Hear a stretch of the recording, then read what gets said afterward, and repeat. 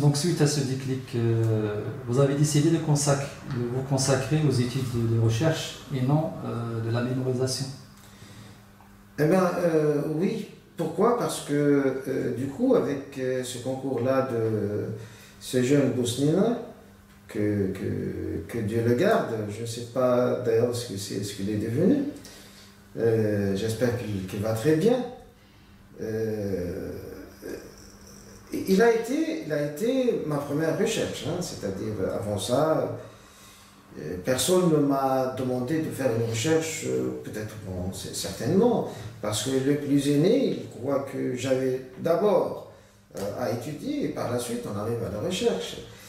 Et du coup, je me suis trouvé devant un choix qui a été par la suite récompensé.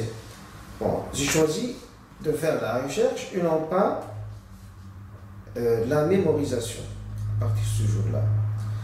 Parce que je me suis rendu compte que mémoriser quelque chose, ça devient de moins en moins utile, vu que les développements technologiques aident à la diffusion. Et j'ai entendu de la bouche de l'un de mes chefs, cette année même, l'année où j'ai fait ce concours, célèbre scène, c'est dans laquelle quelqu'un est venu à l'un des plus grands savants de l'Assad, il me dit Cheikh, félicitations pour vos élèves. L'un de vos élèves, il a cité son nom, vient de mémoriser par cœur Fath al-Bari, le grand livre Fath al-Bari fi Sharh Sahih al-Bukhari. C'est un grand livre dans l'explication de Sahih al-Bukhari. Il a mémorisé par cœur. Il a dit, c'est bien, voilà, dans notre bibliothèque, nous avons maintenant une autre nuskha, c'est une autre copie de Fath al-Bari. Alors, certains ont très bien pris ce compliment, ils l'ont pris pour un compliment. Alors que lui, le chef, n'était pas content du tout de ça. Parce que le temps que ce pauvre élève a passé à apprendre Fath al-Bari, qui est en plusieurs volumes, aurait pu le passer à faire de la recherche et aurait pu être innovateur, chercheur, qui aurait ajouté à la science quelque chose. Et la mémorisation caractérise en fait toute l'époque de décadence. Bien sûr, ça a été expliqué, et ça reste toujours expliqué pour certains, par le fait que la tradition, c'est la culture orale, et on doit être un bon mémorisateur pour être écouté. Et jusqu'à maintenant, jusqu'à nos jours, un bon prédicateur, c'est celui qui apprend par cœur les hadiths, tout ça.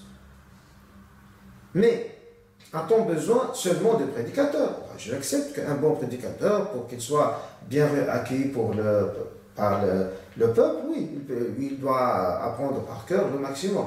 Mais est-ce qu'on a besoin que de prédicateurs? En réalité, on a besoin d'autres catégories d'hommes de science. On a plutôt besoin, dans notre époque, de chercheurs, non pas de prédicateurs.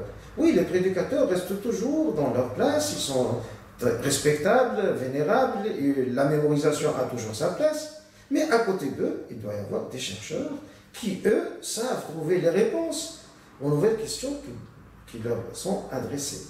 Et donc, cette question qui m'a été posée à l'occasion de ce concours, si j'étais un mémorisateur, j'aurais été pas premier, parce que finalement, avec ma recherche, j'ai pu trouver une bonne réponse, satisfaisante du moins, et les autres, qui étaient tous de vocation mémorisateur, n'avaient pas pu, disons, me concurrencer. Est-ce que vous vous êtes aidé par votre père dans cette recherche? Non, j'étais en internat. J'ai même pas pu le voir. Alors là, cela aurait été une tricherie et donc personne n'aurait accepté ça. Les autres aussi ont des parents, des cheikhs, ou de toute façon ils ont accès à leurs cheikhs, les autres aussi. Hein. Il n'y a pas que moi. Mais nous sommes tous dans l'internat. Donc vous n'avez que votre bibliothèque là qui est commune à tout le monde. Donc le jeu est équitable.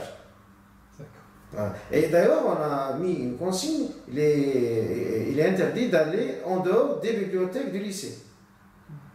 pour que le jeu soit équitable entre les internes et les externes. Vous avez une semaine ou vous avez combien de temps? Une semaine. Une semaine. Une semaine, oui. D'accord. Il a été, je me rappelle, il a été prolongé d'une autre semaine aussi, à condition de rester le week-end. De ne pas partir. De ne pas partir le week-end. Ouais, je me rappelle. Mais au début, c'était une semaine. Moi, c'était une bonne expérience. Donc, à partir de l'âge de 13 ans, mon père est venu à Tiboulba et je me suis installé là. Et là, j'ai trouvé beaucoup d'autres opportunités parce que dans les vacances, même dans les petites vacances, et dans les week-ends, je trouvais un encadrement beaucoup plus sérieux à Tiboulba qu'à Sousse. C'est grâce à votre père? Il y avait bien sûr mon père qui avait une façon qui est axée sur l'encadrement plus que l'enseignement. Il dit du moment que je vous ai appris à lire l'arabe classique, vous devez lire et me poser des questions. Et donc c'est pas à moi de lire pour vous. Donc comme le font dans les halaqas des dars, on prend un livre, on lit, les autres écoutent. C'est le contraire qui doit être fait. Et il vous laisse lire. Oui, donc voilà, je prends un livre, je le lis, par la suite on discute sur des points qui prêtent question et par la suite il me dit ça va. Donc le principe de passage d'un livre à l'autre est conservé, on a pu faire tout le cursus. Mais l'encadrement qui était plus que complémentaire, c'est un encadrement de second niveau. C'est celui que je pouvais trouver lors de mes rencontres avec Cheikh Mohamed Boussama, que Dieu l'agrée. C'était un autre savant de la Zaytouna, qui était l'imam de la mosquée qui était près de nous. Et donc avec le concours de ces deux vénérables, que Dieu les agrée tous les deux, j'ai pu avancer et faire donc le cursus étudiant. Alors comment il a été présenté pour moi? Parce que pour moi j'ai eu droit à la version rénovée qui a failli être appliquée à la Zaytouna. On a juste commencé à le faire à la fin des années 50. Mais comme il a eu une interruption, on n'a pas continué à faire ça. Et entre-temps, ça a été révisé dans l'attente des jours meilleurs. Et certains, dans leurs villes respectives, ont pu faire tout le programme ou partiellement le programme selon les disponibilités. Quant à moi, j'ai pu le faire en entier. Ça, c'est une chance. Je sais que certains, à la capitale, ont parallèlement suivi des cursus parallèles, notamment chez un grand cheikh, Cheikh Mohamed Saleh Al-Naifar, qui Dieu l'agrée, qui a eu comme élève des grands noms maintenant, très connus sur la scène. Mais lui, il était sur la capitale, et moi j'étais loin, donc je n'ai pas pu bénéficier des enseignements de Cheikh Mohamed Saleh Al-Naifar, alors que j'ai pu bénéficier des enseignements de Cheikh Oussama et Cheikh Abdel, mon propre père. Et par la suite, j'ai connu finalement que c'était le même objectif et il allait tous, avec les autres aussi, chacun de son côté a essayé de continuer la science de la zircone, tous ils convergeaient vers un même objectif.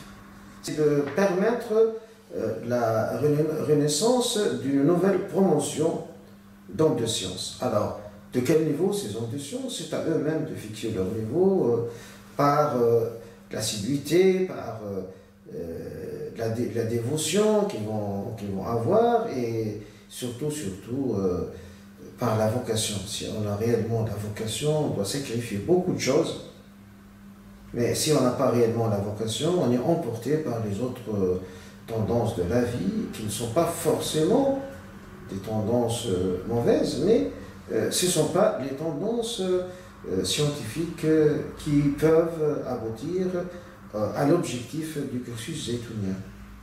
Alors, le cursus D'ailleurs, comme il est présenté maintenant au sein du Concile malikite et l'Académie Zaytouni al-Maftoua, le CAZ, il se compose en 3 grandes phases, parce que déjà la phase préliminaire était dépassée, la phase al-Ahliya. Bon, ces noms-là, auparavant, c'était les noms de diplômes, hein, ce n'est pas le nom du cursus, dans laquelle on étudiait d'une façon approfondie les sciences de la langue arabe, et qui a été rénové pendant le XXe siècle. Certains des livres même ont été refaits par les enseignants de la Zaytouna. Et donc, c'est une ahliya rénovée complètement et qui se poursuit selon l'assiduité et selon le rythme, au moins sur 3-4 ans, et pourra se poursuivre sur plusieurs années si on va à petite cadence.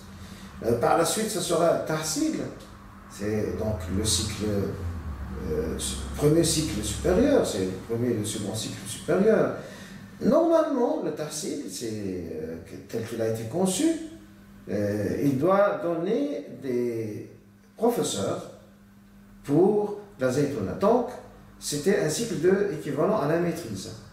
Et malheureusement, lorsque certains sont partis à l'Azhar avec le tahsil, et ils ont trouvé que l'Azhar a été remanié, et ils ont été lésés parce que on leur a donné la possibilité de continuer là-bas pour avoir une licence, comme si le tahsil zaytounien, après la culture de Zaytouna, est devenu,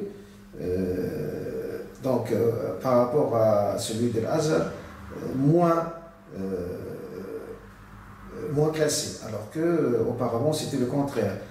Un Zaytounien qui n'a pas trouvé beaucoup de place à la Zaytouna de Tunisie est parti à l'Azhar et est devenu chef de l'Azhar là-bas.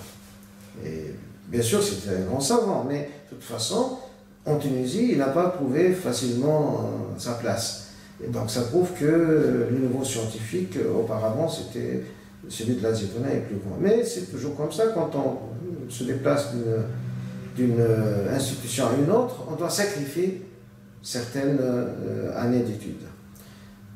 La phase finale, ou le cycle terminal, c'est celui de l'Alimiyya, c'est la spécialisation en fait. Et là, l'Alimiyya, normalement, c'est l'équivalent d'un bac plus 9, bac plus 10, quelque chose comme ça. Alors, par la suite, y a-t-il eu ces équivalences-là ou pas? Effectivement, quand on part de Tunisie avec un tel cursus, on est obligé de sacrifier plusieurs années. Alors, moi-même, je dirais plus tard, j'ai dû sacrifier plusieurs années. Donc, mon niveau d'études a été reconnu équivalent à bac plus 6 seulement. Alors que normalement, il aurait dû être reconnu équivalent au bac plus 9 ou bac plus 10. Mais c'était un coup qu'on donne partout où on va. C'est pour ça que je n'étais pas très vexé quand on m'a donné bac plus 6. Parce que ceux qui sont partis à l'Azhar, ils ont connu aussi cette décote. Et le contraire aussi est vrai, hein, parce qu'on nous disait que ceux qui venaient de Maroc, ou ceux qui venaient de l'Égypte, quand ils venaient en Tunisie auparavant, quand même, on leur faisait ce petit cadeau négatif. On leur faisait revenir 2 ou 3 grades en arrière pour qu'ils puissent s'intégrer dans le cursus. Voilà, en gros, c'est le cursus que j'ai pu intégrer depuis l'âge de 14-15 ans. Et je n'ai arrêté que lorsque j'ai terminé. Ça m'a pris en tout, avec tous les arrêts, les occupations politiques. Entre-temps, j'ai suivi un cours de sciences politiques. Il reviendra oui, ben, voilà. Avec tout ça, ça m'a pris une dizaine d'années. Donc pour terminer jusqu'à l'équivalent de l'Alimiyya.